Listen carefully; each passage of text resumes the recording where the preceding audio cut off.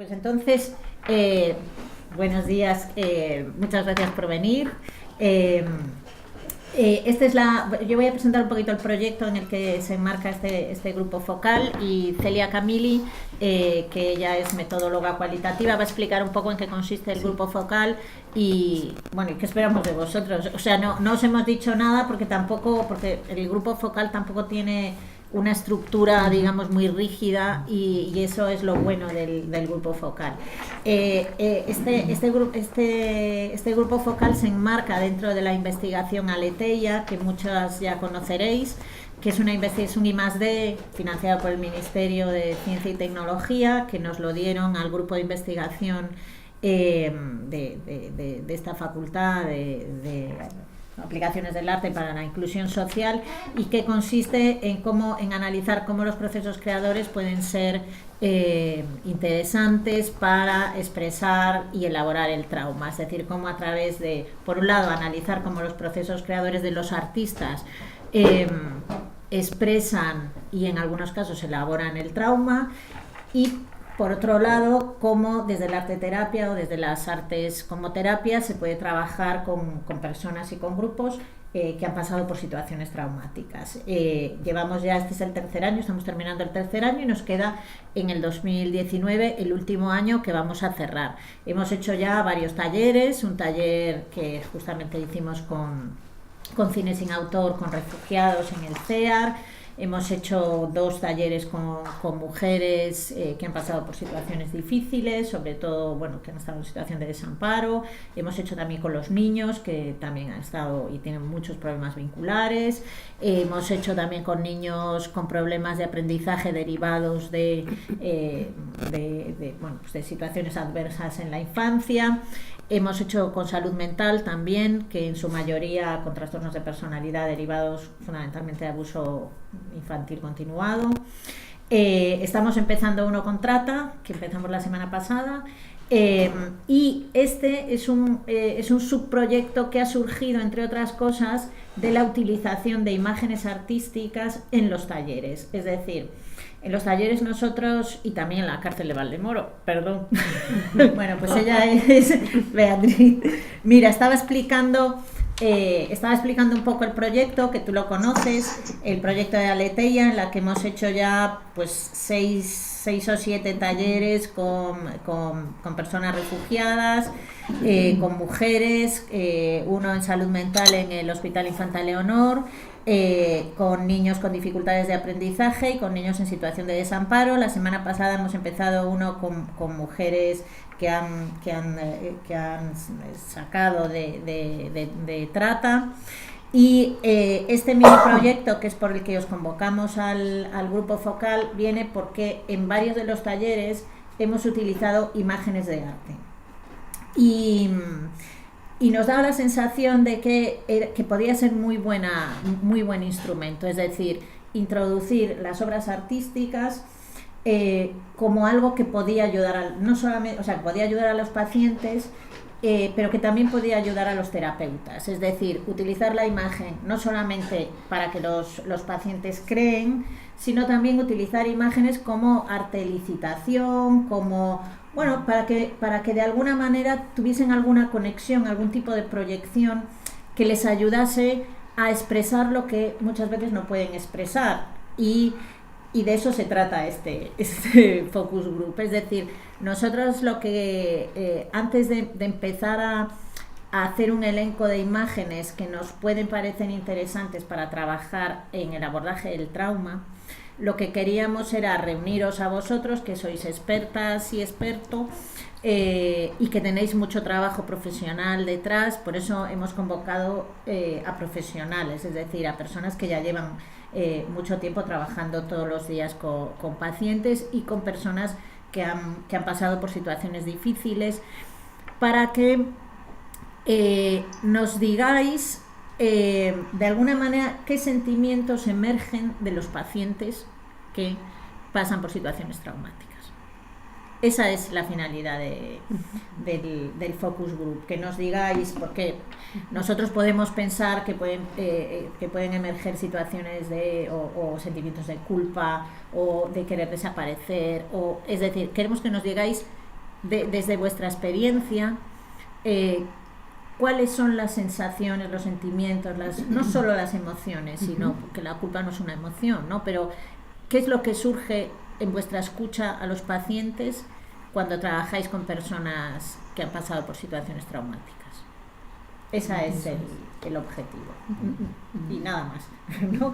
Y Celia, que ella os va a contar un poco la metodología del focus group. Sí, bueno, la idea como grupo focal es que no hay respuestas ni buenas ni malas. Lo que queremos es escuchar. Perdonad que interrumpa, pero es que tengo la conexión un poco inestable. No sé si se ha modificado algo o no del audio, ¿sabes? Nosotros te oímos estupendamente. Vale, ahora Celia, que estaba empezando a hablar, no la oía muy bien. Ya, es que yo también hablo más bajito. A ver. Sí, pero se oye. ¿Sí? ¿Sí? Ahora sí. Vale. Tratándose de un grupo focal, no hay respuestas ni buenas ni malas. Lo que queremos es escuchar qué piensan, como dijo Mariana, a partir de la experiencia de cada uno. Y si en algún momento interrumpimos, es porque nos interesa profundizar en aquello que están diciendo, no porque lo que estén comentando, vamos a decir, no sea correcto, ¿no? Entonces, si a lo mejor hay alguna palabra, alguna frase que tenga un sentido muy cargado, ¿no?, relacionado con eso que estamos hablando, si interrumpimos y volvemos otra vez para una explicación mayor sobre lo que se está hablando, que no sientan que la interrupción corresponde a algo que no está bien por lo que están diciendo, ¿no?, sino todo lo contrario. Lo que queremos es profundizar. Sí, o sea, y el objetivo de o sea, nosotros a partir del registro que hagamos de la sesión, lo que vamos es a establecer categorías de sentido. Sí. Y de esas categorías de sentido trabajaremos luego sobre imágenes y os volveremos a llamar para que, bueno, luego a lo mejor en la segunda parte os señalamos un poco lo que habíamos pensado, pero en un principio ese es el objetivo, encontrar a través de vuestra experiencia como profesionales categorías de sentido.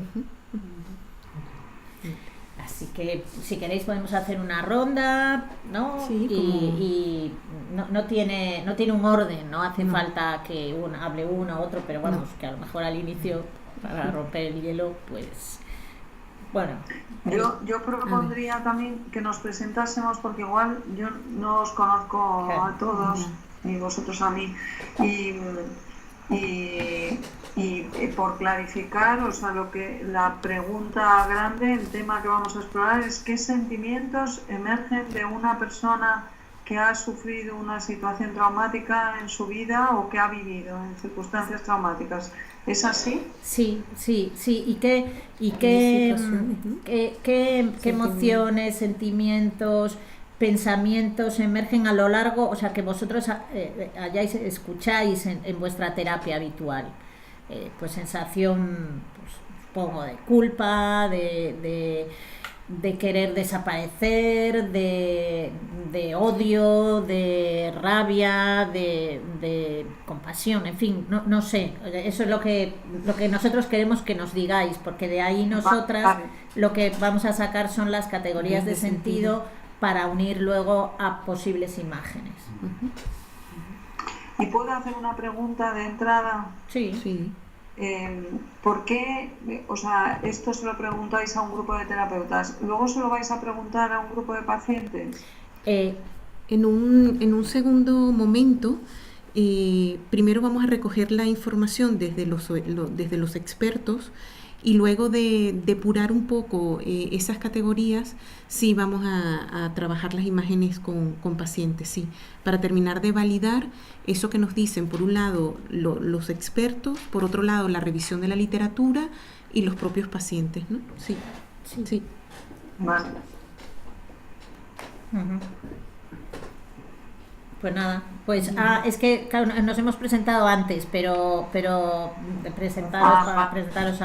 podemos hacer una presentación rápida para Beatriz.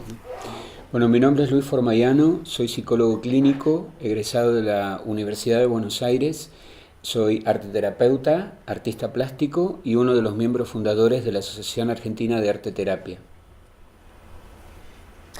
Pues yo soy Ana Fernández, yo soy psicóloga especialista en clínica, llevo en consulta privada como unos 25 años. He trabajado con mujeres y víctimas de agresiones sexuales en Valladolid 4 años hace tiempo. Y desde hace 10 pues he empezado a colaborar con un grupo de compañeros y soy la coordinadora de un grupo de trabajo en el Colegio de Psicólogos de Madrid, que es Psicología y Artes Audiovisuales y Escénicas, que tiene un poco la intención de ver la interdisciplinariedad que hay entre... nosotros nos centramos en artes escénicas, ¿no? Teatro y audiovisual, y la psicología en distintos ámbitos, clínica, educativa, cada uno desde su ámbito. Gracias. Yo soy... ¿Me ves también? Hola, yo soy Olga Rueda, trabajo como psicoterapeuta, soy psicóloga y soy investigadora también en psicoterapia audiovisual. Así que este es mi ámbito. Yo soy Beatriz Rodríguez Vega y que soy psiquiatra y trabajo en el campo del trauma desde hace muchos años y he colaborado con arteterapeutas en grupos para pacientes, etcétera. Pero no soy una experta en arteterapia, vamos. Y no sé, yo creo que por ahora ya está bien. Bueno, yo soy Ana Gordaliza, soy psicoanalista, he colaborado también como Beatriz con arteterapeutas, aunque no es una materia que yo domine, y luego trabajo en instituciones penitenciarias, con lo cual, pues bueno, la cuestión del trauma, tengo esas dos perspectivas de cómo se elabora desde gente privada de libertad, más instalada en un acting, y pacientes que recibo en consulta privada. Soy Ana Serrano, soy arteterapeuta y he trabajado como docente en educación secundaria y actualmente en el ámbito universitario. Y trabajo también como arteterapeuta en el ámbito de prevención y promoción de salud en un centro municipal de salud del Ayuntamiento de Madrid. ¿Y has trabajado con adolescentes? Bueno, yo he trabajado bastante tiempo en ámbito clínico con adolescentes, hasta unos 15 años más o menos. Perfecto. Yo quería empezar con una pregunta también, porque como nos convoca la cuestión del trauma, yo quería, no sé si nos podemos poner de acuerdo, ¿de qué hablamos cuando hablamos de trauma? O sea, como una experiencia que todos los sujetos atravesamos, o sea, que es nuestra condición, o experiencias ya muy concretas de gente que ha tenido unos encuentros realmente que a lo mejor no son extensibles a toda la población. Entonces, como punto de partida, o manejamos en esas dos dimensiones, como pregunta. O sea, si tenéis interés en focalizar o lo decidimos el propio grupo, no lo sé. Yo en mi caso yo no trabajo específicamente con poblaciones que proceden, digamos, de situaciones traumáticas o tal. Vale. No son entornos de ese tipo. O sea, yo lo que puedo aportar es mi experiencia en cuanto a la utilización de ya que este es el tema, licitación de imágenes y de contenidos audiovisuales y auditivos también, o sea, de tipo cultural, que vienen asociados a las emociones y dentro de un ámbito mucho más amplio que es la población en general que accede a este tipo de... Y dentro de eso, pues por supuesto que hay personas que tienen traumas y emergen en esa propuesta, pero no son poblaciones con las que yo trabajo específicas en trauma. En mi caso, yo coordiné durante 10 años un taller de arteterapia para personas viviendo con VIH-Sida y, digamos, lo que ellos marcaban como momento altamente traumático era el momento del diagnóstico. Recibir el diagnóstico era, bueno, un antes y un después. Y a partir de eso, el trabajo que yo hacía en el taller con ellos tenía que ver con explorar las emociones, los sentimientos, los pensamientos que se desprendían desde ese cambio en su estilo de vida. Y además, acompañado con medicación que cuando empezó el proyecto en el 2004 era aún mucho más agresiva que la que es hoy día, ¿no? Entonces, y a partir de eso se iban desprendiendo, claramente sentimientos de culpa, muchísima ira para consigo mismos, para con el destino y para con el virus que tenía una forma abstracta, indeterminada y que nosotros explorábamos a través del arte. Yo creo que yo trabajo con población general, no son especialmente, o sea, tengo una consulta privada, con lo cual el trabajo es a veces situaciones concretas, muy puntuales, de personas que están en un momento de transición hacia alguna otra etapa, en un divorcio, con algún problema con hijos, relacionales. O sea que desde mi punto de vista también sería un poco más genérico. Aunque soy psicóloga clínica, en la consulta privada normalmente no llegan problemas psiquiátricos, por ejemplo, donde pudiéramos tener que colaborar. Entonces, creo que parece que trabajamos un poco con población general, ¿no? En mi caso, sí. No sé si todos, quiero decir, desde la pregunta que decías, Sí, ¿cómo no? creo que quizá más a nivel amplio podría ser más interesante. No sé, ¿cómo lo veis? Yo, pues, ¿me toca? Es Sí, que cuando como os quieras. veo parcialmente, no sé, si a veces interrumpo, disculparme, me avisáis, ¿eh? Porque no veo a todo el grupo. En mi caso, yo creo que es importante que nos pongamos de acuerdo efectivamente de qué vamos a hablar. Si entendemos el trauma, yo entendía que íbamos a hablar de trauma como ese proceso o como esa experiencia que amenaza de alguna forma la vida de la persona, la vida física o la identidad emocional y que bloquea el desarrollo, ¿no? Más allá de una experiencia que es estresante, como puede ser una ruptura, la muerte de alguien, que puede ser traumática o no, o sea, yo lo entiendo así, ¿no? Puede ser dolorosa, pero no traumática, ¿no? Entiendo el trauma como con esa perspectiva en el que algo está bloqueando el poder vivir la vida con plenitud después de una experiencia, o que a veces la persona se ha construido en esas circunstancias traumáticas y no ha podido pues construir una identidad que le ayude a vivir esa vida con plenitud. Y mi experiencia, además, o sea, en la clínica tengo, pues la clínica habitual, pero sí que tengo una consulta de trauma y sí que veo muchas personas con trauma, con trastornos disociativos, con trastornos del movimiento que son considerados, por ejemplo, epilépticos, pero que no lo son. No tengo una consulta con neurología sobre esto y que en la base hay mucho trauma, también dolor crónico. Y he trabajado también con personas en circunstancias extremas, por un motivo u otro. He colaborado con ONGs y he trabajado en zonas de alto riesgo, de contextos de riesgo. Entonces yo plantearía, si el proyecto Aleteia es de trauma, que entender el trauma desde esa perspectiva. Otra cosa es que nos coloquemos, y nos parece a todos que es lo mejor, en hablar desde una perspectiva del dolor que se produce por el hecho de vivir, ¿no? Y de cómo nos afecta. Pero desde mi punto de vista, el trauma tendría la otra acepción, ¿no? Como decías antes, el antes y el después, por ejemplo, del diagnóstico, ¿no? Que también sería una característica, ¿no? Sobre todo cuando estamos hablando de trauma como acontecimiento único, ¿no? Retomando lo que han dicho, ¿no? Han hablado ha salido... perdón. Bueno, yo iba a decir quizá dos cosas, ¿no? Por un lado, igual el marco que proponía, ¿no?, el propio grupo y la investigación, que quizás nos pueda dar pistas de por dónde hay que caminar, y luego desde el trabajo con los menores, mi experiencia es también como algo más que tiene que ver como con esa carencia continuada, ¿no? Como en lo afectivo, en lo constituyente, también un poco en el ambiente, ¿no? En la crianza, como quizá algo que tenga más que ver con el entorno familiar o las figuras de apego, ¿no? Y en cómo la carencia ahí también al final interfiere en el desarrollo de los menores en el ámbito de salud mental en el que yo he trabajado. Además de que haya casos en concreto que igualmente ha habido una situación concreta que podríamos definir como trauma específico.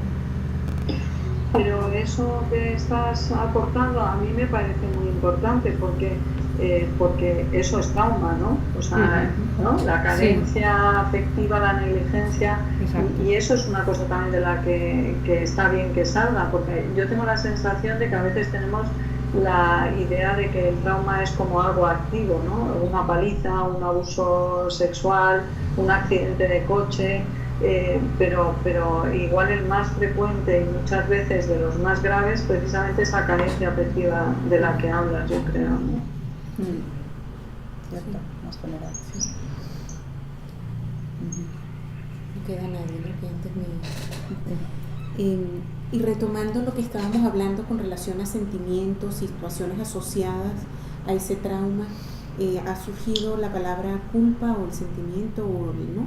Culpa, ira. No se te escucha. Es que no muy quiero bien, después perdona. es que si no, en lo que hemos hablado en este momento ha surgido lo que sería la culpa, la ira. ¿Qué otras situaciones, emociones afloran cuando estamos atendiendo a estos pacientes, a estas personas que vienen a consulta y que necesitan esta escucha, ¿no? Dentro de lo que cada quien hace? Cuando pensamos qué es lo más común, qué es lo más frecuente, qué imágenes nos vienen dentro de esa terapia asociada con sentimientos, emociones que afloran. Ha surgido la culpa, la ira, qué narrativa. Yo es que ahí, en mi experiencia, yo podría pensar ahora, o sea, que imagino que la realidad puede ser complejísima, ¿no? O sea, una casuística para cada caso un mundo, ¿no? Pero así, en líneas generales, yo veo la dimensión de trauma algo más relacionado, no sé si con carencias afectivas, pero con falta de recursos personales para abordar o elaborar situaciones que para unos sujetos, o sea, para todos evidentemente, pueden resultar dolorosas, pero unos sujetos sobreviven o son capaces de elaborar y de responder y de hacer algo con eso, y otros sujetos con más dificultades de elaboración, que claro que tienen que ver con las historias subjetivas, con tus vivencias, tienen esa carencia absoluta de recursos, o sea, que puede estar relacionada con afectividad, pero hay gente que sobrevive en situaciones muy, muy adversas, ¿sabes? Y que busca recursos para poder elaborar, digerir esto, ¿no? Entonces, yo señalaría esos dos grandes bloques.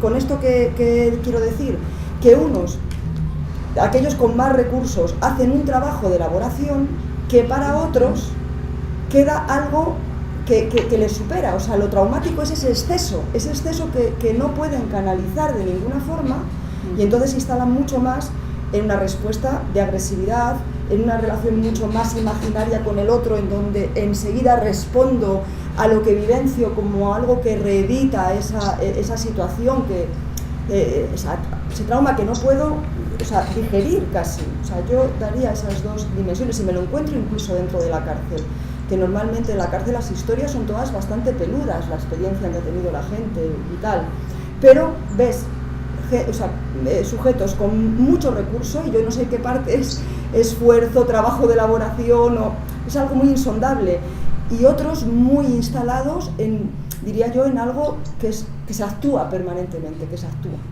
tanto contra el otro como contra sí mismo. Entonces, para mí, así para empezar, sería como dos grandes bloques, ¿no? Bien.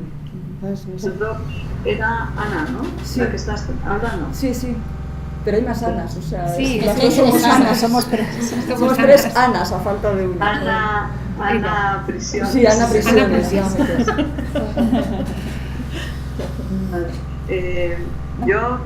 Se me ocurre de esto de los síntomas y tal, dos cosas. O sea, escuchando a Ana, pues es si abrimos el campo de la resiliencia, ¿no? Porque al final es eso también lo que se plantea, o sea, qué factores ayudan a que una persona pueda desatascarse de una situación en la que por definición te atascas, ¿no? En el trauma.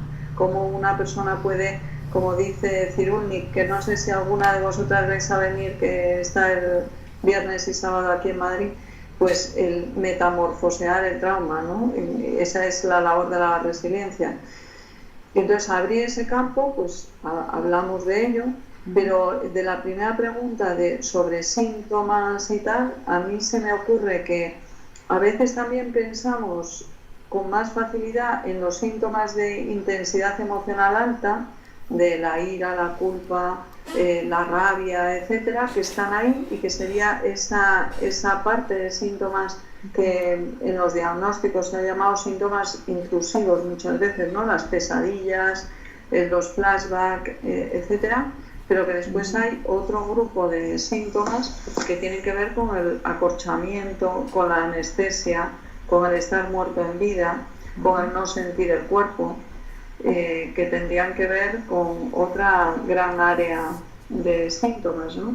Y yo lo que he ido viendo también, pues desde lo que he leído, lo que he estudiado, lo que he visto con los pacientes, lo que he dialogado, es que sería estar por encima o por debajo de la ventana de tolerancia emocional, ¿no?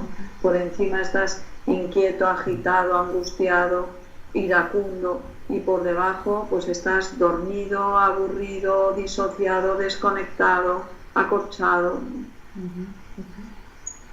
Muy interesante, sí.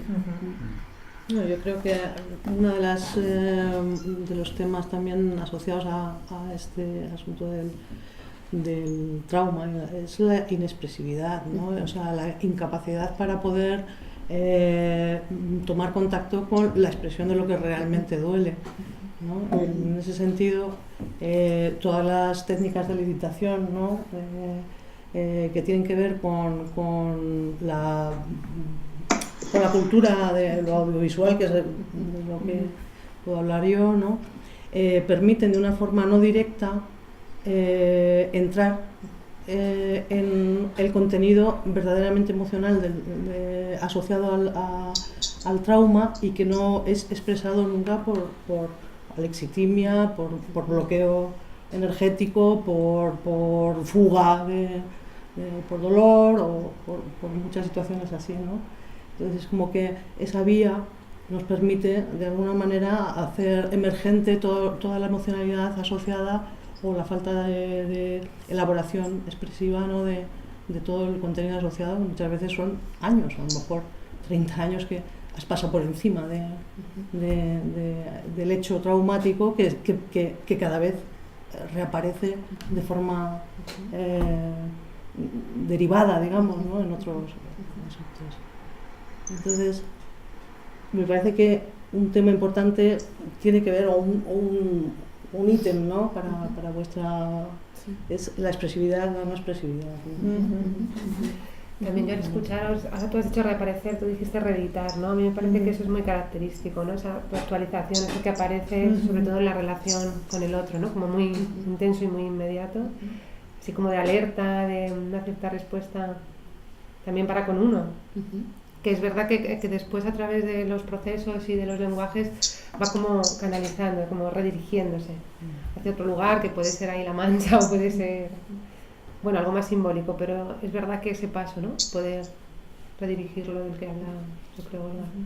Eso sí que lo veo. Eso de dirigirlo al interior, ¿has dicho? No, hacia otro lugar que pueda ser pues la creación, ¿no? Olga hablaba más de lo audiovisual, yo hablo más de la plástica, ¿no? Como sí, se reubica, ¿no? Como ese espacio en blanco, ese lugar de creación, como un lugar también para que todo eso aparezca de otra Sí, forma. lo que pasa que ahí Olga, si puedo interrumpir, ¿no? Lo que dice es como una imagen tomada del cine. Exactamente. Puede ayudar a expresar lo que, debido en algunos casos a ese estar por debajo de la expresión de las emociones, la lexitimia, bueno, etcétera, concretamente el trabajo que no yo he se hecho de puede. investigación en relación con la licitación de cosas ya creadas, ¿no? que son contenidos culturales como el cine, o por ejemplo ahora que estoy investigando con el acceso directo a través de Spotify a contenidos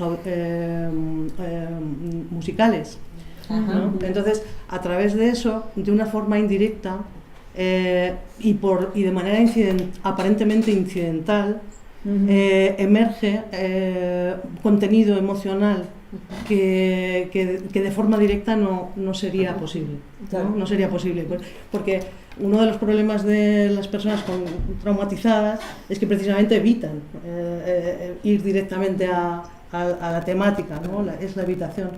De esta manera, el acceso incidental a través de la cultura audiovisual permite entrar en áreas que hablan por sí mismas del contenido emocional de la persona, ¿no? Eso es lo que... Sí, yo estoy ahí, como es el área también un poco que es desde el que yo trabajo.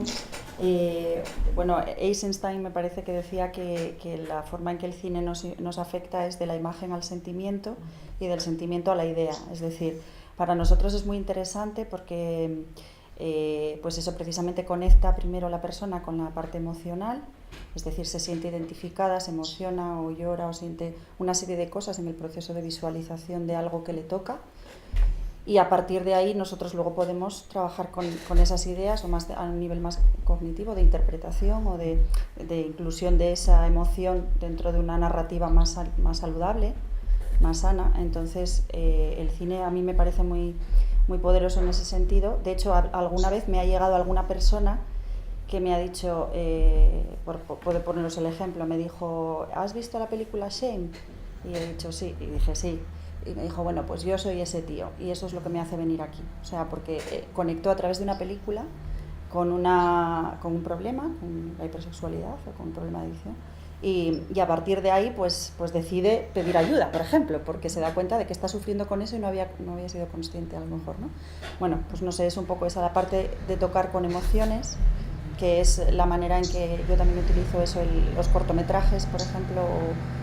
Me parecen que a veces elijo algunos y digo, vamos a hablar de esto, de este cortometraje esta semana, comentamos al siguiente día. Por ejemplo, con adolescentes es muy útil también porque a veces pues, bueno, les cuesta expresarse de otra forma. A través de qué has visto este fin de semana, qué haces en el ocio. El ocio casi siempre es audiovisual, en muchísima gente, en parejas, en chavales que ven vídeos o series o tal. Y a partir de ahí recopilo mucho material para evaluar. Y no solo para evaluar, sino también para ir transformando. A partir de ahí, ¿qué te parece el héroe, el villano, el tal? Y estamos hablando de él, pero está hablando de la película. Entonces eso es muy, muy interesante. Sí, pero el modelo que tú propones, con perdón, sí. No sé si viene a cuento a lo mejor, pero es un modelo objetivista, donde tú como especialista propones el material que va a elicitar contenido. A veces lo proponen ellos. O sea, contenido, ¿no? Y lo que yo digo es a la inversa. O sea, si yo te pregunto a ti qué película te viene ahora mismo a la cabeza, tiene que ver directamente con algo emocional que te ha tocado que muchas veces, claro. Aunque parezca sorprendente, porque parece magia, tiene que ver justo con no el contenido traumático, no puede ser de otra manera. ¿sabes? Y no con el contenido de esta mañana, sino con el contenido traumático de fondo de la persona, ¿no? Entonces, la investigación al revés, que ahora es posible, es decir, no desde la propuesta, sino desde lo que emerge, bueno, pues da un campo, digamos, de investigación directa, que los propios afectados, digamos, se sorprenden de haber podido mostrarse tanto con un material que no le pertenece, o sea, que se reapropia, ¿no? Sí. Una acotación que estoy de este lado. Nosotros estamos trabajando sin autor una cosa que se llama autobiografía emocional audiovisual, que es justamente el proceso que tú dices. Bueno, justamente no sé. En donde, no, por lo que dices de la emergencia, si empezamos a proponer secuencias que saquen de adentro hacia afuera una imagen. Empezamos con una imagen sola y un sonido. Eso lo hicimos un poco en el taller de la SEAR. Y a partir de ahí es que empieza a crear secuencias de sonidos y de imagen, pero a partir de una que sale de dentro a afuera. Entonces para nosotros es una construcción que empieza a ser la persona de su propia interioridad, vinculada justamente a que empiezan a salir imágenes, o de cine o no, pero empiezan a salir imágenes y sonidos que vamos ordenando en sentido cinematográfico, digamos, ¿no? Entonces, no sé si exactamente la metodología, pero sí que el tema de la emergencia sí que me parecía interesante. Sí. Y un poco tomando esto que vos decías, ¿no? De quienes poseen recursos como para poder elaborar y quienes no, en el taller esto se veía mucho. Muchas personas, digamos, que provenían de sectores muy carenciados, que no tenían o no habían tenido a lo mejor un acceso a un tratamiento psicológico, a un acompañamiento terapéutico, encontraban que el taller les daba la oportunidad de poder trabajar a través de la utilización de imágenes con todo aquello que ellos sentían que carecían. Entonces, si bien yo trabajo mucho con relatos y con cuentos, en muchas ocasiones he utilizado como disparadores imágenes provenientes de la historia del arte, elegidas, digamos, de dos maneras. Algunas resonantes con el tema por ahí de la sangre o de la enfermedad o de lo traumático, y otras, digamos, en un sentido mucho más abierto, que no tenían nada que ver con estas. Y generalmente las que elegían eran las que estaban relacionadas con esto de la sangre y con el trauma y con la enfermedad. Y a partir de eso y de encontrar su propia expresión simbólica, podían, digamos, empezar a darle forma o empezar a comprender esto que les estaba sucediendo, y que solo había sido puesto en palabras de una manera muy, muy sucinta, porque era tabú hablarlo, y si no tenían un ámbito terapéutico de contención tampoco lo hablaban allí, con su familia no lo podían hablar, con sus parejas menos. Entonces era el único espacio en el que a través de la imagen podían comunicar el dolor que estaban atravesando. El tema del trauma que decía Beatriz, yo por ejemplo con las mujeres y niños abusados sexualmente, que trabajé específicamente esa población durante un tiempo. ¿Te puedes acercar al micrófono? Sí, decía que esto me había resultado muy interesante lo que habías dicho de estos, del grado de tolerancia de los que están como vivos, como muertos en vida, y de los que tienen episodios intrusivos de pesadillas y tal, que me recordó bastante los efectos o las secuelas de las víctimas de agresiones sexuales.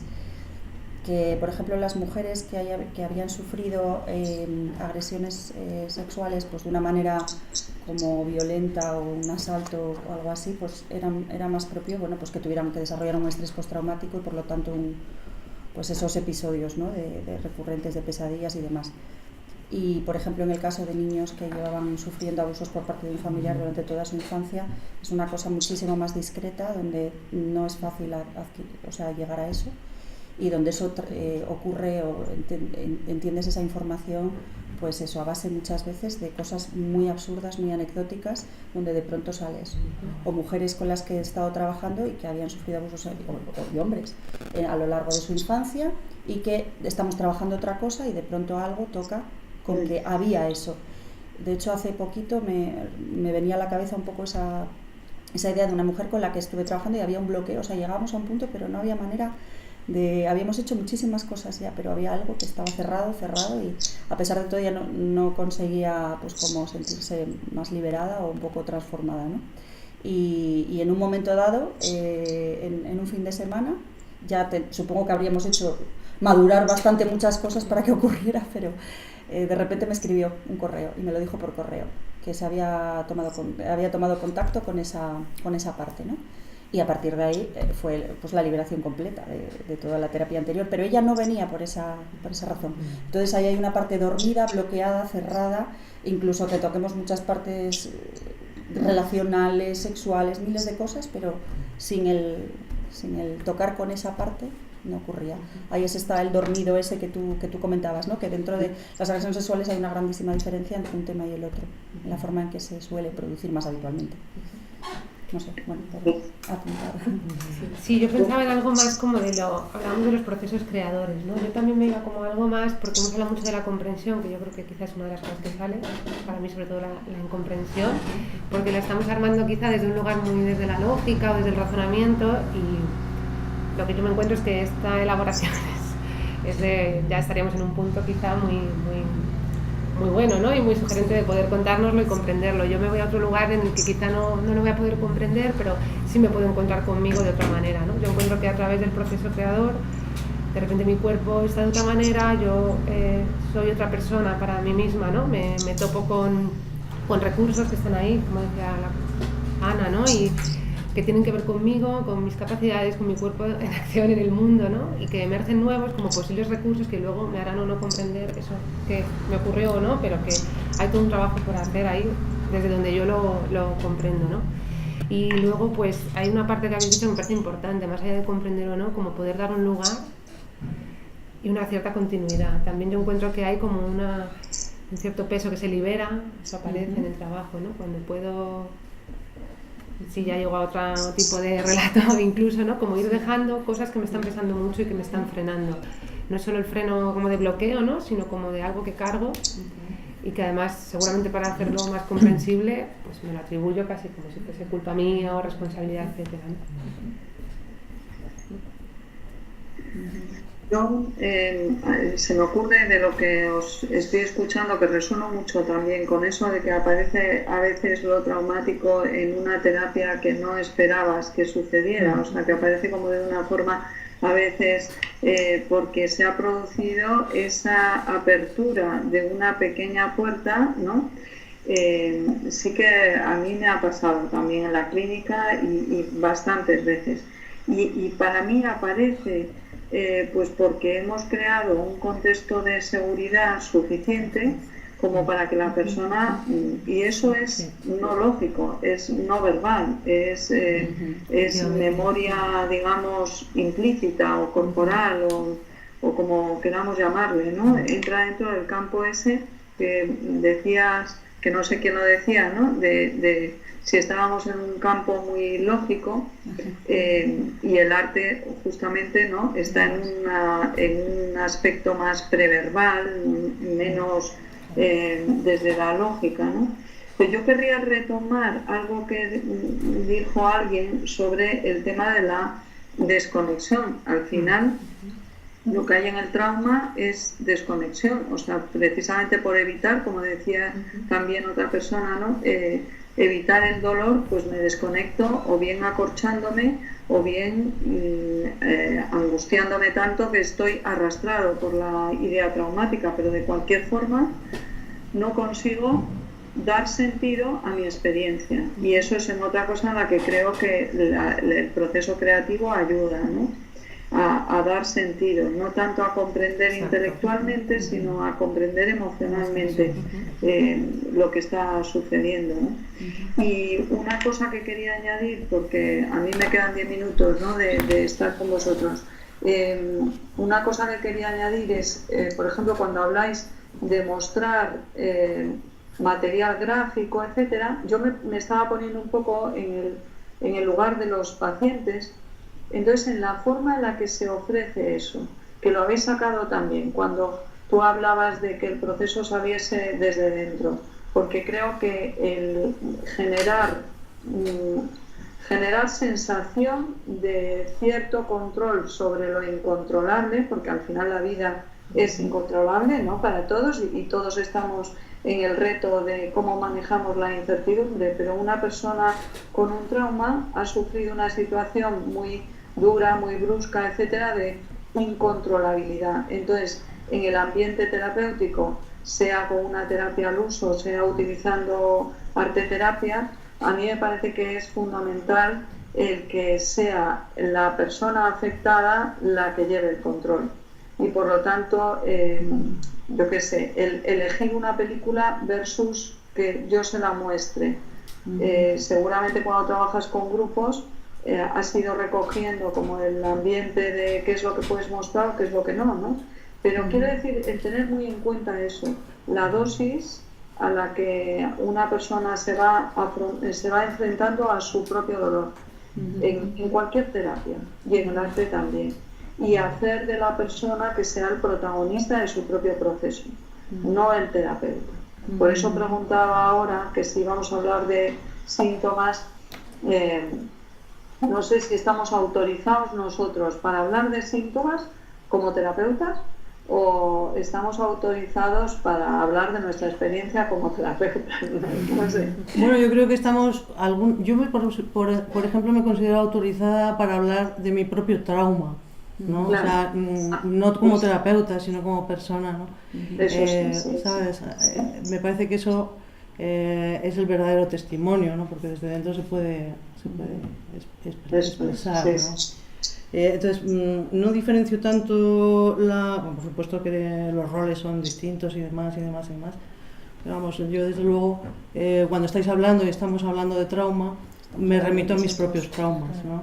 Y a mi propio proceso para elaborar mi propio trauma, y de esa manera es como que yo recupero también qué me ha servido, qué es lo que no, cómo ha sido, cómo yo me he acorchado, cómo yo me he reidentificado, etcétera, ¿no? Y me parece que saber remitirte a ti como persona con experiencias traumáticas, que probablemente, no sé si hay estadísticas, tú que eres especialista, Beatriz, pero probablemente el trauma es más cotidiano de lo que parece, no lo sé. Aunque normalmente se toman, ¿no?, los traumas, digamos, más visibles de forma social y política y económica como parte del trauma visible, ¿no? pero yo creo que desde luego hay traumas también en los terapeutas, no están exentos, esta es la propia vivencia. Sin duda. Claro. Por supuesto que sí, no he querido decir otra cosa, sino en qué lugar, desde qué lugar en un momento determinado estás hablando, ¿no? Porque yo parto de la base de que todos somos humanos y estamos en el campo de la humanidad compartida, pero sí es verdad que cuando yo estoy trabajando como terapeuta con alguien, no pierdo de vista que soy humana con mis propias heridas, dolores, etcétera, pero no estoy trabajando con mi trauma, sino no estoy focalizando obviamente, en el dolor de la otra persona. Me refería a este contexto en el que estamos ahora, no en el terapéutico. Sí, ¿no? sí, vale. Sí.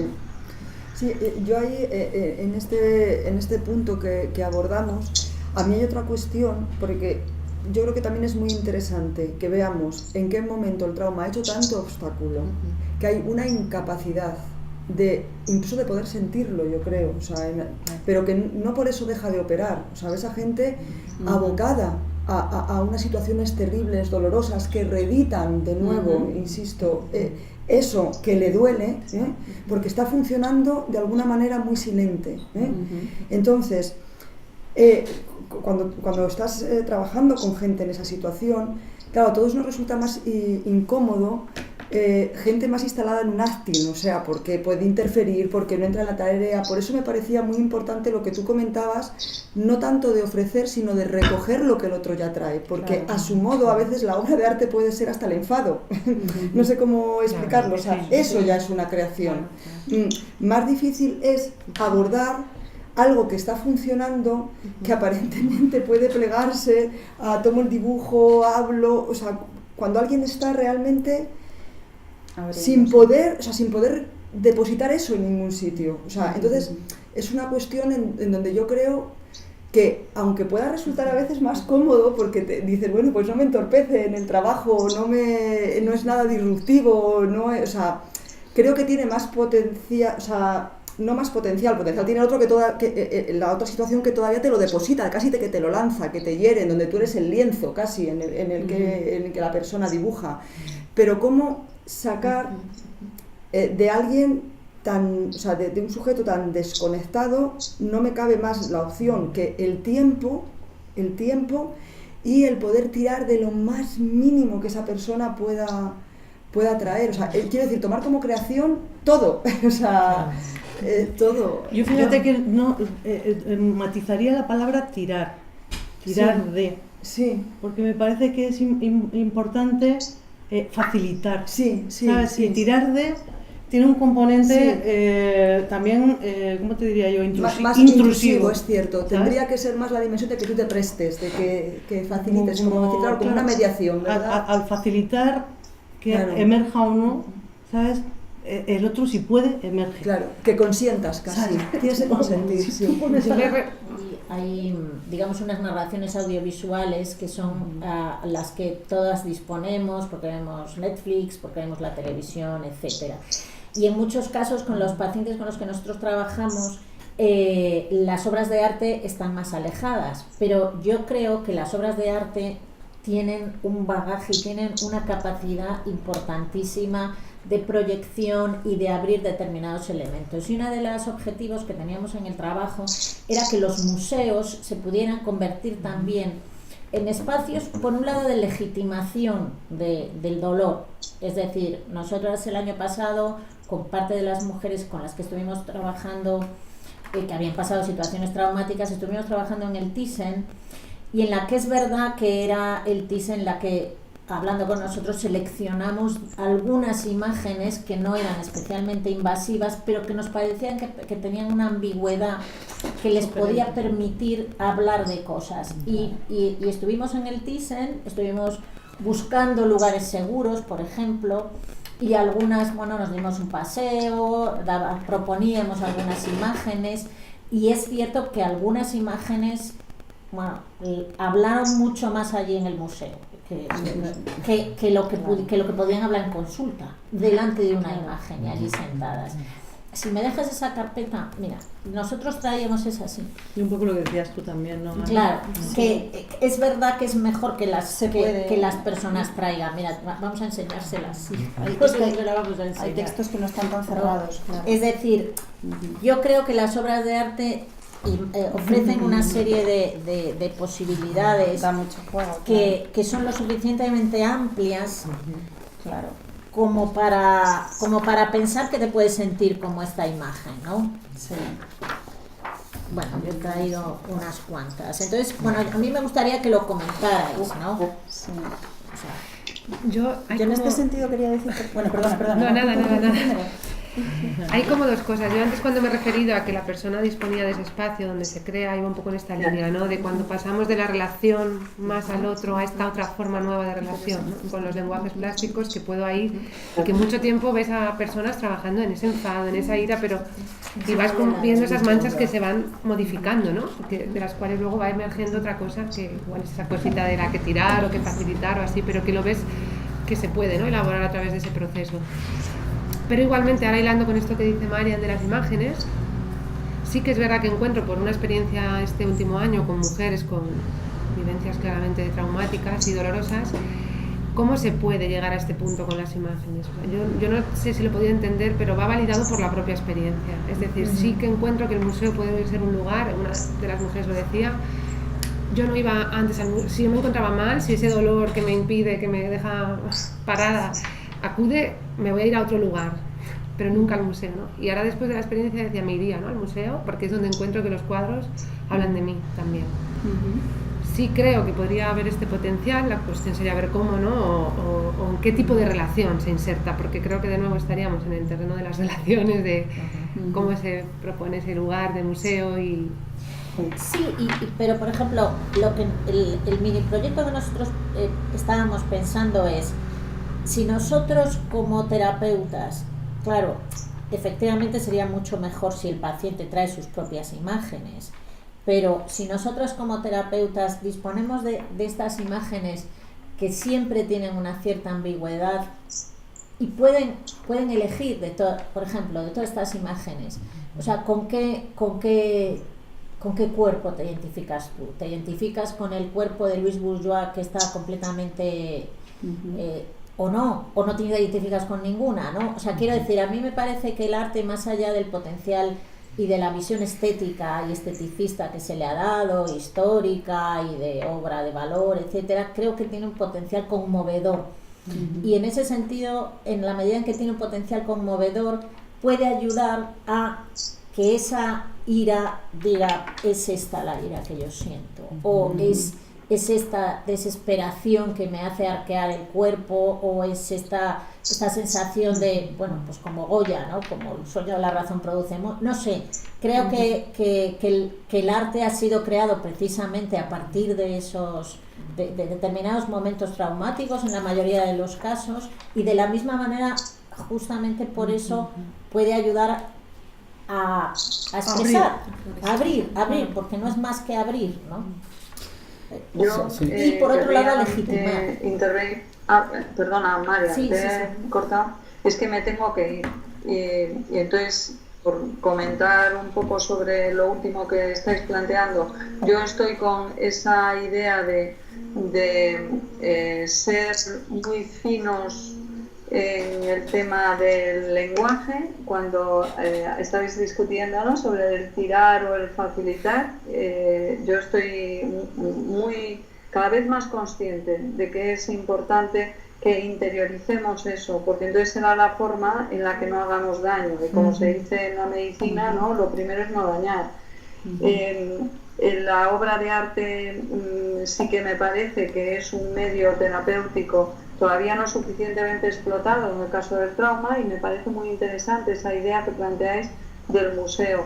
Pero también destacaría lo que habéis dicho de espacio seguro, es decir, no hay sanación si no hay espacio seguro, no hay exploración de uno si no hay espacio seguro. Y a veces nosotros, sobre todo si no venimos de una situación muy dura de trauma y tal, nos puede resultar difícil el conectar con que para el otro esa dosis que a ti te parece muy pequeña puede ser muy grande.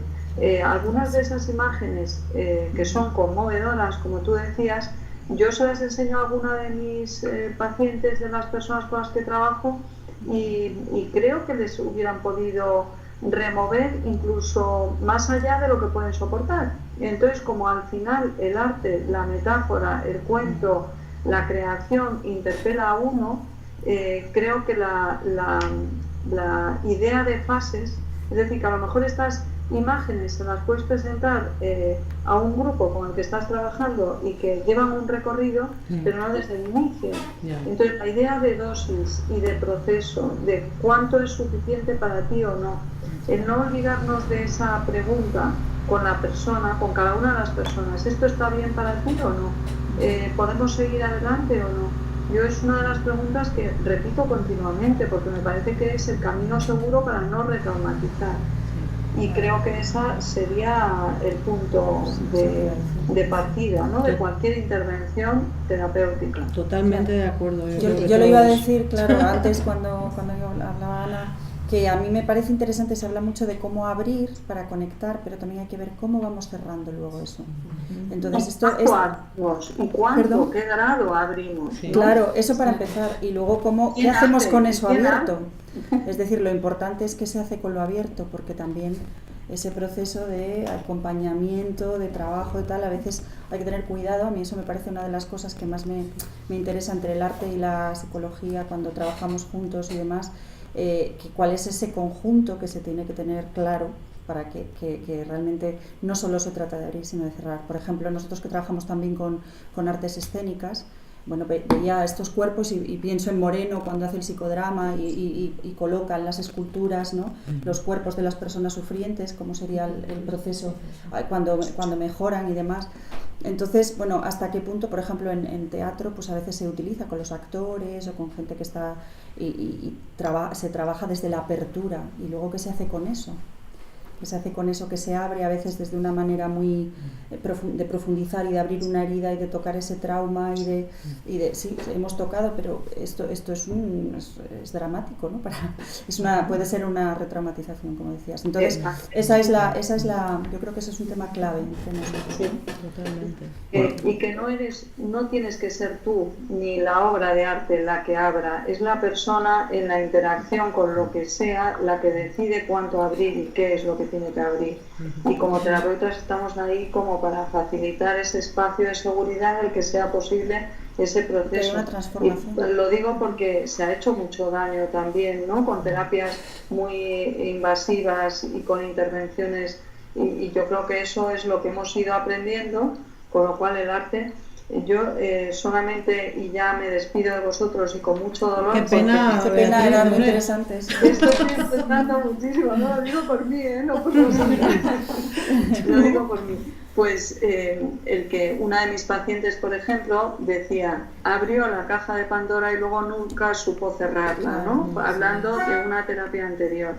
Y otra paciente me decía, lo que más me ayudó en todo mi proceso fue trabajar con la plastilina y con la pintura, porque conecté con la niña que nunca pudo jugar, ¿no? Claro. En una persona con abusos sexuales, físicos, etcétera. Y en cambio tengo otra que es pintora y que tiene un bloqueo total hacia la creatividad, ¿no?, ahora mismo, y está empezando a abrir ese campo, pero es un campo de riesgo precisamente, porque el arte también la salvó en un momento, pero ahora mismo está en una puerta en la que le supone de nuevo abrir el campo de la incertidumbre con tal violencia que le genera pues una evitación muy grande, que al final es el centro también de la cronificación de los síntomas, el que evitamos eso para todos, ¿no? Pero para las personas que tienen un dolor especialmente intenso más. Bueno, señoras y señores, me voy y os agradezco mucho pues al haber podido participar un ratito con vosotros. Supongo que os vais a quedar ahí mucho más. Bueno, muchísimas gracias. Gracias. Hasta luego. Respecto a esto de abrir y cerrar, ¿no? En las sesiones de arteterapia, cuando nosotros trabajamos, por ejemplo, particularmente con el caso de las imágenes, la propuesta era, digamos, qué era lo que le impactaba de las imágenes que veían. Si se trataba de la paleta de colores, del contenido, de la forma, de la historia que podía estar detrás de esa obra, y en base a eso hacían su trabajo plástico. Luego hacíamos la ronda de cierre donde cada uno iba comentando lo que había encontrado, lo que le había surgido, y muchos de los elementos que iban apareciendo se iban registrando como emergentes que después iban a ser retomados a la sesión siguiente, porque esto tenía una continuidad semanal, bueno, la tuvo durante 10 años de manera ininterrumpida. Entonces era como ir hilando muy paulatinamente y de una manera muy cuidadosa y contenedora y empática, ¿no?, todo lo que iba apareciendo en cada uno de los encuentros, especialmente cuando trabajábamos con disparadores tan fuertes como estas imágenes traídas de la historia del arte. Yo creo que la palabra empatía, que hasta ahora no la había escuchado, ¿no?, que me parece que es parte del recurso fundamental para trabajar con cualquier persona traumatizada, ¿no?, con traumas gordos, con traumas bloqueantes, ¿no?, evitadores y demás. Y el tiempo, que creo que lo dijiste tú, tiempo y empatía, me parece que son como dos sustratos, ¿no?, que más allá de cómo, ¿no?, de cómo trabajes, ¿no?, con la elaboración de, yo creo que la presencia y la empatía de las personas que acompañan, en definitiva, pues eso es lo que cura, ¿no? Y la paciencia también, ¿no? Y el saber esperar, ¿no? El darle su tiempo para que puedan hacer este proceso. Claro. Yo quería preguntaros si vosotros os ha pasado que yo tengo un montón de obras de pacientes. Me gustaría algún día exponerlas o algo, porque tengo cuadros puestos en la consulta, gente que pinta, gente que ha escrito historias, gente que, o sea, que realmente es una como una condición que sale de manera natural. O sea, antes incluso de que yo hubiera empezado a trabajar en el tema de la relación, un poco de las dos cosas, de manera natural, bueno, no sé si es que yo tiraba, ¿no? Pues si no te importa, pues escribí una historia, y tengo varias cosas recogidas, ¿no?, desde gente que pinta y le digo, pues quiero conocerlo todo, grafitis, en fin, y les digo que si quieren compartir conmigo el material, y o sea, que quiero decir que es algo que sale de manera bastante natural, por lo que decíamos, ¿no?, que a través del arte la gente se expresa, y cuando no está teniendo una ayuda, quizá busca maneras de poder comunicarse. No sé cómo trabajáis vosotros, pero yo no, o sea, nada del material Pero no he hecho aposta, ¿eh? Nada del material que mis pacientes crean lo publico yo. No, yo no publico nada de lo que hago. Me parece que es del contenido personal. A mí me lo han regalado para la sala de espera, digo que, cosas así. Lo digo como tema, que me parece interesante también, ¿no? La privacidad y la propiedad, digamos, del contenido expresivo, ¿no?, del paciente, me parece que es algo interesante. Yo quería reconducir un poco, perdonad, como estamos a lo nuestro. Claro. Vamos a ver, a mí lo que me obsesiona es que poder desarrollar una metodología para trabajar con las imágenes de arte. Entonces yo os pregunto, de manera abierta, con estas imágenes y muchas más, ¿no? Y no solamente, yo he traído estas que son un poquito dramáticas y tal, pero podría haber maravillosas de mares y tal, que son en general las que suelen elegir. Nosotros cuando trabajamos con los de Valdemoro, una de las cosas que nos sorprendió, que fuimos al Prado y entonces ellos elegían una imagen del Prado para comentar porque era lo que querían. Lo que más nos sorprendió es que nosotras pensábamos que iban a elegir a los grandes héroes, a Atlas y excepto alguno que eligió alguna, en general eligieron pues la pradera de San Isidro, un jarrón con flores, es decir, digamos que aquello que era justo donde desearían estar, y no, o sea, yo creo que mi obsesión o nuestra obsesión es qué posible metodología podríamos utilizar o pensar, o que se os ocurre como expertos, para que los museos, que son esos sitios que están llenos, y los libros de arte puedan servir en terapia. O sea, podría ser por fases, como decía Beatriz, es decir, hacer un elenco de imágenes en el que por fases de menos invasivas o más dramáticas o menos dramáticas, podría ser relacionado con esos dos espacios que señalaba también, que era ira, angustia, rabia o sensación de querer desvanecerse, como la imagen, o como la imagen de Goya, o como la otra, la de Ofelia, ¿no? la de que quiere, que a mí me resulta muy, bueno, por lo menos yo me identifico mucho con ella cuando quiero desaparecer, ¿no? Que me quiero morir ahí ahogada y ya está. O sea, ¿de qué manera nosotros podríamos proponer esas imágenes, ¿no? O que esas imágenes, o abrir el ámbito de, bueno, pues de la escultura romana, griega, en fin, de las obras que por un lado tienen un acervo universal o semi-universal, y por otro lado les pueden ayudar a legitimar lo que sienten, porque el concepto de legitimación a mí me parece, y a dignificar lo que sienten, ¿no? Es decir, porque el dolor es algo universal y de alguna manera, o sea, si lo pensaseis como un brainstorming, ¿de qué manera creéis que podría hacerse? Yo creo que recogería las impresiones que ellas o esas personas dan respecto a lo que están viendo, ¿no? O sea, un poco... Pero claro, a todas las obras del museo. Ah, no, claro. O sea, no les puedes abrumar o bueno, no sé. Yo haría un previo, a lo mejor, ¿sabes? Un previo como esto que estás haciendo aquí, ¿sabes? Con un despliegue así de estilos, ¿sabes? Como... ¿qué estilo te va más contigo? ¿Sabes? Y eso ya enfocaría a lo mejor una visita al museo, ¿no? Y que cada uno se preparase a lo mejor, pues a mí me gusta más este estilo porque, yo qué sé, lo que sea, como una cosa de aproximativa, pero sin intención, digamos, directa, ¿no? Pero yo es que entiendo lo que ha comentado antes Beatriz, siempre hay un imprevisto, o sea, tú no sabes el efecto, claro, o sea, y a eso te tienes que exponer de algún modo, ¿sabes?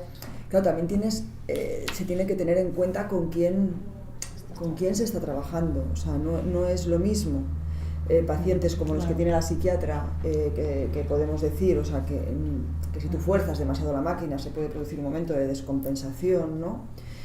Pero en todo caso yo siempre utilizaría la prudencia y la invitación. Yo creo que hay que invitar, o sea, no...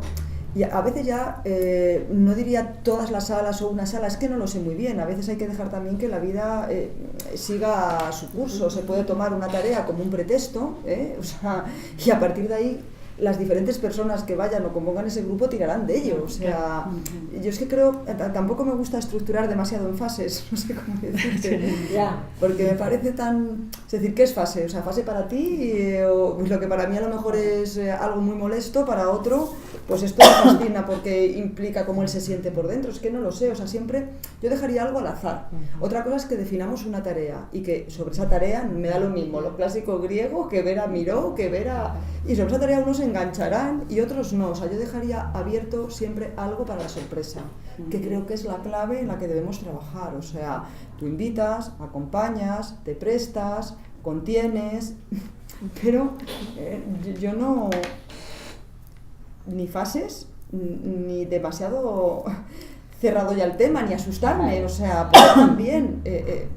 sostener o acoger lo que pueda surgir ahí, dándome cuenta también de algunas cuestiones que dices, o sea, porque vas a entrometerte en alguien y meterle, yo qué sé, o sea, a Bacon así de principios, y a lo mejor a otro que te parece a ti Bacon muy tal, a otro le fascina, o sea, la última vez que estuvimos en el Prado tú lo viste, o sea,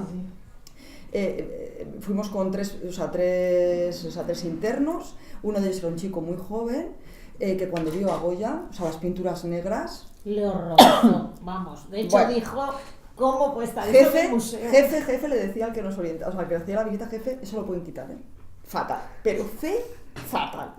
Pero creo que nadie habíamos sentido a Bacon en lo que, o sea, a Goya, que es las pinturas negras de Goya me parecen como un Bacon del siglo, o sea, como él lo pudo sentir. O sea, era una cosa que decía, vamos, ni regalado lo quiero, ni regalado. Pero quizás, claro, está la intención del artista, cómo recibe y completas tú la obra, Y yo creo que él sintió a Goya como Goya le hubiese querido que le sintiésemos los demás con menos elucubración, para no soportarlo, para decirlo, vamos, bajo ningún concepto. Pues como él decía, con lo bonito que es la pradera, lo bonito que hemos visto hasta ahora, o sea, todo tan maravilloso, y ahora esto aquí, no me extraña que lo tengan aquí abajo, decía, digo, vamos. Pero bueno, de algún modo veíamos y el que enseñaba, el que invitaba, el que hacía la presentación estuvo muy ágil diciendo, bueno, estas obras efectivamente no consiguieron ser expuestas hasta mucho tiempo, no se quisieron en los museos ni en las galerías, o sea, costó, alguien las compró, pensó que iba a triunfar y no triunfó, o sea, no hizo dinero con ellas porque no, en las exposiciones no eran bienvenidas. Entonces, pues bueno, yo diría eso, o sea, para mí las fases, a mí particularmente, creo que nos hacen ya leer de antemano lo que no está escrito todavía, prudencia yo creo que hay que tener y respeto por el otro, o sea, si el otro también sabe defenderse cuando le gusta. Pero sí exponerle a efectivamente, puede ser una invitación, ¿por qué no una invitación? O sea, pero pensaba, ¿no? si podría facilitarlo también, a veces conocer como la posición subjetiva del artista, ¿no? Su historia, su vida, relativa a las imágenes podría ser un facilitador, ¿no? En ese sentido. O sea, si las vemos como tal desde fuera, yo estaba pensando que cuando hacemos las visitas en el Thyssen, claramente la obra es Hopper, ¿no? Y la habitación de hotel, y esa es una obra en la que vaya quien vaya, encuentra su historia y además es como un paréntesis temporal que no sé si se podría producir en cada una de estas, ¿no? Y que todo el mundo encontrara un lugar para dialogar. Y sí que encuentro que conocer la historia detrás, más subjetiva, ¿no? Puede ayudar quizá en entender que si quizá esto para la persona que lo creó tuvo que ver con ese dolor, ese bloqueo, etcétera, quizá yo ahí sí pueda resonar, pero con ese otro que hay detrás, no sé si... Sí, en lo que tú metes de mediación, no para algo que a lo mejor tú directamente lo vivas en propias carnes, sino que contar a través de otro puede ser ya una derivación que permita tomar una distancia sana también. Sí. Y de empatía también, y de ese otro que tengo en otro lugar más alto, ¿no? Irnos al sufrimiento que nos une, al dolor, etcétera, etcétera. Yo creo que la gente sí que se suele, a mí por lo menos me suele pasar cuando utilizo el cine como medio de cuáles son las películas de tu vida, por qué, o sea, hay ciertas preguntas que sí que hacen que de alguna manera sí que van contando, aunque sea para sí mismos, ¿no? Sí que lo van recogiendo, ¿no? Que te sugiere, y para cada uno la misma película va a sugerir cosas distintas. Lo mismo ocurre con las imágenes, ¿no? O sea, con qué cuadros, hay una serie de cuestiones. Yo voy haciendo una serie de preguntitas más o menos que son muy amplias, muy abiertas y que sí que ayudan bastante a la propia persona, porque va elaborando, ¿no? De alguna manera una historia. ¿Cuáles son los cuadros de lo que hemos visto hoy que más te han gustado? ¿Cuáles son los que menos? ¿Por qué? Son preguntas abiertas y ellos hablan de sí mismos. En realidad sí que hay una fase ahí de recoger y recopilar información, que a veces es una información que a base de eso, de que parece un gusto estético, parece otra, pues está uno hablando de su biografía. Entonces a mí sí me parece un medio indirecto interesante. Y de hecho es algo que, por ejemplo, ese ejercicio del cine que utilizo mucho, pues le suele gustar bastante. Qué bueno, he conectado con una cosa de cuando era pequeña, esa película, ese pequeño, con ese personaje, de ese cuento, de esa... Y a partir de ahí sí que hay una recolocación. O sea, podemos utilizarlo para recolocar después, pero sí que hay ciertas preguntitas, ¿no? Como que se pueden a lo mejor plantear después en una sesión cerrada después del museo. Yo no creo que en el museo, ¿no? Pero... O con las imágenes en terapia. Entonces, sí. Claro, Sí, yo creo que cualquier cuestión que introduzca una cierta mediación, algo que como una herramienta, yo creo que es bueno, ¿sabes? Sea por algo que trae la persona, por algo que te quiere enseñar, por algo que tú le llevas como... Si, es como los niños, ellos van a saber decir, pues esto no me vale y tampoco te voy a seguir el rollo, ¿sabes? O sea, la cosa es no imponer, yo creo. Claro, a lo mejor pero ofrecer eso yo creo que no... Puedes hablar de esta imagen y decir, mira, Peter Kolbitz tenía 2 hijos, fue a la guerra y un hijo se le murió en la guerra y entonces ya se quedó obsesionada por el amor de sus hijos y bueno, ¿no? Sí, o sea, todo lo que introduzca una cierta mediación. Un otro, claro. Claro. Sí. Y bueno, no sé, yo quería decir también, como estamos hablando mucho de traumas, que a mí que creo que a veces también es importante decir, no sé, en un sentido positivo, que la experimentación a veces de una cosa tan de algo extremo de un momento que conecta prácticamente con la pérdida de la vida o de la identidad o de tal, es también una posibilidad de no sé, maravillosa, de una conexión tan fuerte a veces que la persona tiene casi cuando lo supera, puede ser algo prácticamente espiritual o no sé cómo llamarlo, ¿no? Como que el crecimiento postraumático es quizá uno de los crecimientos más potentes que puede experimentar un ser humano. Quiero decir que las personas que a lo mejor no han pasado por un dolor fuerte o tal, quizá pueden vivir un poquito más, lo digo por sacar una parte positiva, ¿no? Una emoción positiva muy importante que yo creo que veo siempre en la superación, ¿no? Es una superación que no llega ni siquiera a un nivel de anterior, sino superior. No sé si consigo explicarme, pero creo que es algo también a destacar.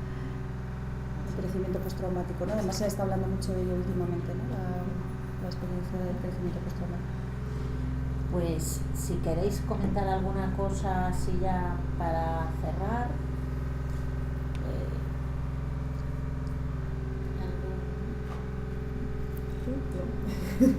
Pues muchísimas gracias por haber compartido la hora y media casi que hemos estado. Yo creo que llevamos mucho para analizar y para señalar. Os pasaremos un poco también el resumen para que nos deis el ok y volveremos a contar con vosotros para ver cómo porque la idea en el fondo es ver de qué manera las obras de arte, los museos pueden ser espacios activos para el trabajo terapéutico. Entonces, esta es una primera ronda y vendrán más a lo largo del año que viene.